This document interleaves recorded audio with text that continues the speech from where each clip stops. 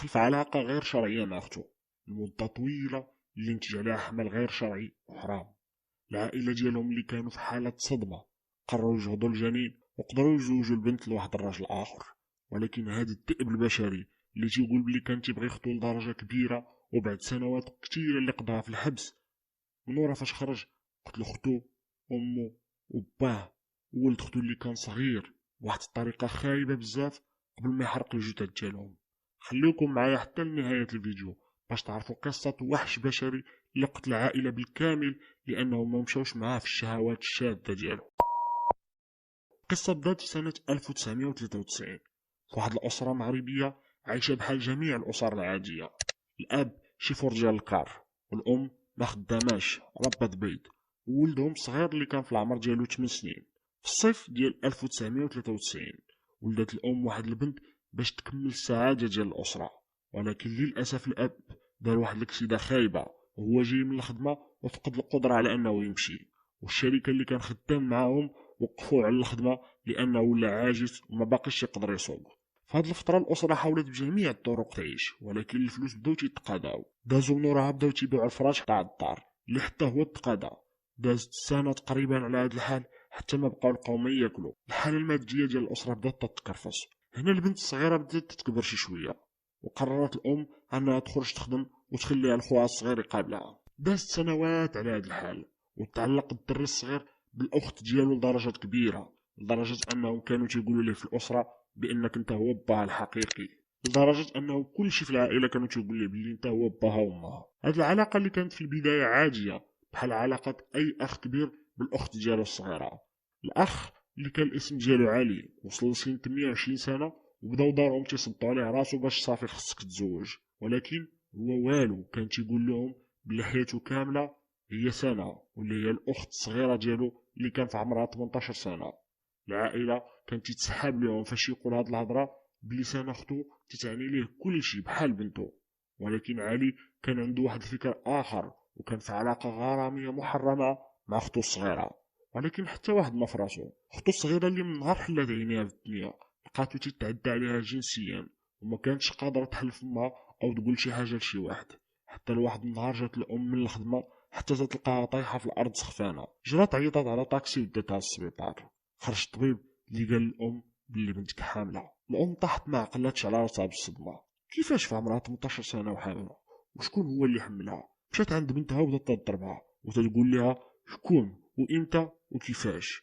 اليوم غادي تحط لينا راسنا في التراب. واش غادي نقول لخوك الكبير اللي النهار كامل في الخدمة باش يجيب لك أي حاجة حليتي عليها فمك؟ هنا البنت قالت واحد الكلمة اللي خلات الأم تسكت واحد السكوت مخيف.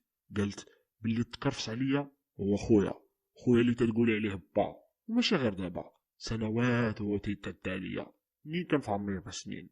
الأم دخلت في واحد الحالة من الهستيريا والبكاء، حتى جا واحد الطبيب اللي عطاها واحد الحقنة باش تقدر تنعس. الطبيب سمع هاد الهضرة المخيفة وعيط على واحد المساعدة اجتماعية باش تفهم الموضوع مزيان من عند البنت اللي كانت أصلا قاصر لأنها باقي ما وصلتش ل 18 سنة. المساعدة اللي بمجرد ما سمعت هاد القصة اللي تدخلها اتصلت بالشرطة في الحال. جاو رجال الشرطة في السبيطار باش ياخدوا أقوال البنت، وبمجرد ما سالاو التحقيق مشاو لقاو القبض على خوها. قررت المحكمة أنها تعطيها تصريح استثنائي باش تقوم بعملية الإجهاض. الأخ حكموا عليه بالسجن لمدة 8 سنين وتبرت منه كل شي، العائلة ديالو وصحابو وكاع اللي تعرفو. رجعت البنت لدارهم مع الأم ديالها وباها وقدروا يتجاوزوا هاد الكارثة ونساو واش عندهم شي ابن أصلا. دازت سنوات وكملت البنت قرايتها وقدرت تولي موظفة في منصب مزيان، وسافرت لمدينة أخرى على ود الخدمة وتلاقات مع واحد السيد اللي كان متفهم الكارثة اللي وقعت لها. تزوجوا وداروا واحد العرس اللي كان كبير بزاف. قرروا ما يولدوش حتى تقاد الأمور مزيان. دازت سنوات حتى حسوا باللي صافي الأمور كلها تقادت واللي دابا خصهم غير بيبي باش تقاد القضية. بداو في المحاولة حتى جاب الله التيسير وحملات. دازت الشهور ديال الحمل بشكل عادي حتى وصل وقت الولادة. مشات للسبيطار ولكن ما قدرش تولد ولادة طبيعية، بل ولدات واحد الولادة اللي قيصرية واللي كانت شوية صعيبة. مورا الولادة قررت تمشي لدار باها باش تقابلها امها، وهذا أكفس قرار اتخذته في حياتها. مجرد ما وصلت لدار باها هي والولد ديالها الصغير، خرج خوها من الحبس اللي قضى فيه 6 سنين و4 شهور. خرج واحد آخر، خرج والهدف الوحيد ديالو هو الانتقام من اللي دخلوه للحبس. خرج وكله حقد على مو وباه واختو.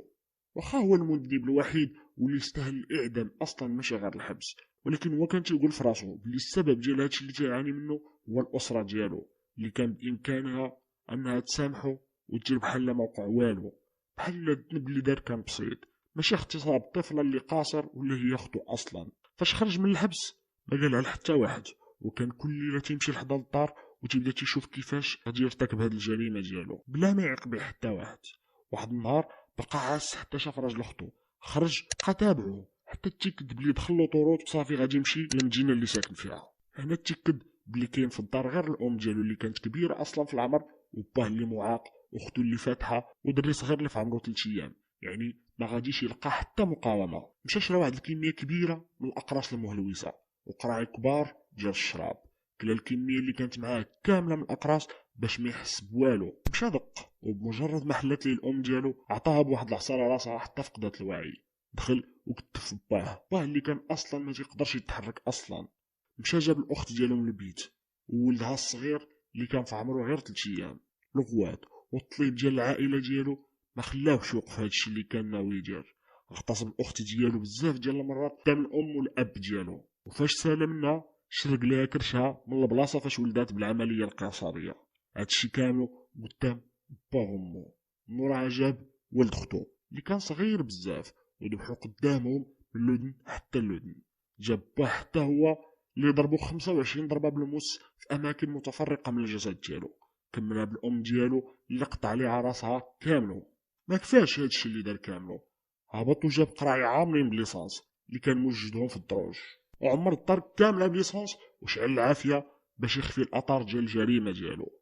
بمجرد ما شعلت العافيه اتصلوا الجيران بالمطافئ اللي جاو بسرعه وقدروا يطفئوا العافيه قبل ما يتفاجئوا بالكارثه اللي وقعت. 4 ديال الجثث، راجل كبير مضروب ب 24 ضربه، ومراه كبيره مقطوع عليها الراس، وطفل صغير مذبوح، وجثه الرابعه اللي كان واضح ان اللي قتلها كان مريض نفسي محلول ليها كرشها تماما من البلاصه باش ولدت بالعمليه القيصريه.